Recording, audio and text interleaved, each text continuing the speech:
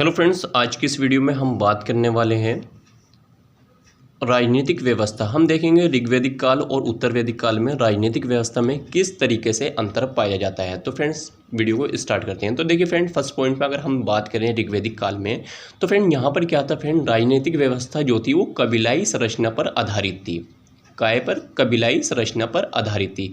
अगर हम यहाँ पर उत्तर वैदिक काल में देखें तो फ्रेंड देखिए यहाँ पर होता क्या है, कबीले एक दूसरे में विलीन होकर जनपदों के रूप में सामने आए। यानी कि कबीले क्या करने लगे, एक कबीले की दूसरे कबीले से लड़ाई होने लगी, युद्ध होने लगे, और जो कबीला एक दूसरे कबीले पर विजय प्राप्त करता था तो फ्रेंड उसी तरीके से वहाँ पर क्या हुआ, जनपदों के रूप में सामने आने लगे। यानी कि फ्रेंड्स जन कहलाते थे। ऋग्वेद में क्या कहलाते थे, जो क्षेत्र था फ्रेंड्स वो क्या कहलाता था, जन कहलाता था। और जन से ही क्या होने लगा, उत्तर वैदिक काल में जनपदों का निर्माण होने लगा। तो फ्रेंड हम देखेंगे उत्तर वैदिक काल के बाद कि जनपदों से फिर क्या बनेगा, महाजनपद बनेंगे। तो फ्रेंड यहाँ पर हमारे क्या होता है कि यहाँ पर सबसे महत्वपूर्ण हमारा, मैं फिर कहता हूँ कि जो योगदान है फ्रेंड्स वो लोहे का कहीं ना कहीं बहुत ही ज़्यादा महत्वपूर्ण भूमिका है इसमें भी, राजनीतिक व्यवस्था को चेंज करने में भी। क्योंकि फ्रेंड जिसके पास लोहे का ज़्यादा संसाधन होगा फ्रेंड्स, वो सेना काफ़ी मजबूत होगी उसकी।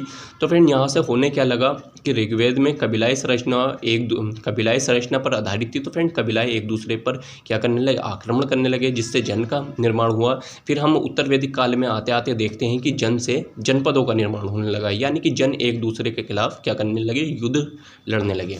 तो फ्रेंड हम आपको याद रखना है कि ऋग्वैदिक काल में जो राजनीतिक व्यवस्था थी वो कबीलाई संरचना पर आधारित थी, और उत्तर वैदिक काल में कबीले विलीन हो गए फ्रेंड, और विलीन होकर क्या करने लगे, जनपदों के रूप में सामने आने लगे। अब देखते हैं सेकंड पॉइंट। तो संपूर्ण कबीला जो था, मैंने जैसे बताया आपको कि जन कहलाते थे, तो संपूर्ण कबीला जो था वो क्या कहलाता था फ्रेंड, जन कहलाता था। यानी कि सपोज कीजिए कबीला ए है और कबीला बी है, ऐसे और अनेक कबीले होते थे। तो ए ने बी पर आक्रमण करा और बी हार गया।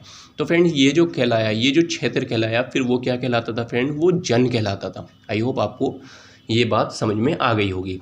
जन के स्थान पर उत्तर वैदिक काल में फ्रेंड्स क्या होने लगा, जनपद बनने लगे। जैसे फ्रेंड्स हमने बोला कि कबीला ए और कबीला बी आपस में लड़ने लगे, उसी तरीके से जन भी आपस में लड़ने लगे। इस तरीके से क्या होता है फ्रेंड, इस तरीके से जनपदों का निर्माण होने लगा।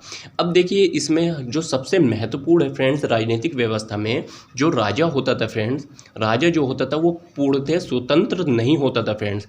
क्योंकि सभा और समिति या विदत आदि ऐसी जो संस्थाएं थी फ्रेंड्स, वो राजा पर क्या करती थी, राजा पर नियंत्रण रखती थी फ्रेंड। क्या रखती थी, नियंत्रण रखती थी। यानी कि राजा को इतनी भी स्वतंत्रता नहीं दी जाती थी कि वह अपनी इच्छा अनुसार किसी पर भी आक्रमण कर दे, कुछ भी फैसला कर दे या कुछ भी निर्णय ले ले। तो ऐसा नहीं होता था। सभा और समिति क्या करती थी, राजा के ऊपर नियंत्रण रखती थी। तो ये बहुत ही ज़्यादा महत्वपूर्ण पॉइंट था फ्रेंड्स ऋग्वैदिक काल में।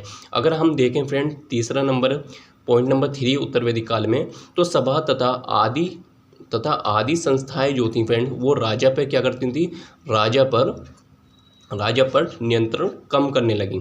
यानी कि सभा और समिति का फ्रेंड्स क्या होने लगा, आदि संस्थाएं जो भी थी इस तरीके की, उनका क्या होने लगा, नियंत्रण कम होने लगा। किस पर, राजा पर। इससे हमें क्या पता चलता है कि राजा और शक्तिमान होने लगा, यानी और शक्तिशाली होने लगा। अगर यहाँ पर हम देखें फ्रेंड्स, अनियमित कर व्यवस्था थी। अब हमें इसी से पता चलता है फ्रेंड्स अनियमित कर व्यवस्था थी। अब देखिए राजा का इतना भी क्या नहीं था, इतने भी स्वतंत्रता नहीं थी कि वो नियमित कर व्यवस्था लागू करे। यानी कि फ्रेंड्स वहाँ पर क्या था, अगर जो अपनी इच्छा अनुसार कर दिया करते थे, जिसे उपहार भी आप समझ सकते हैं। परंतु ऐसा उत्तर वैदिक काल में नहीं होता है। यहाँ पर क्या प्रथा सामने आई कि नियमित कर व्यवस्था प्रचलित होने लगा। तो फ्रेंड इस तरीके से आप देख सकते हैं कि राजनीतिक व्यवस्था में किस तरीके से उत्तर वैदिक काल और ऋग्वैदिक काल में अंतर पाया जाता है। तो फ्रेंड आज की इसी वीडियो में इतना ही। नेक्स्ट वीडियो में हम देखेंगे धार्मिक व्यवस्था।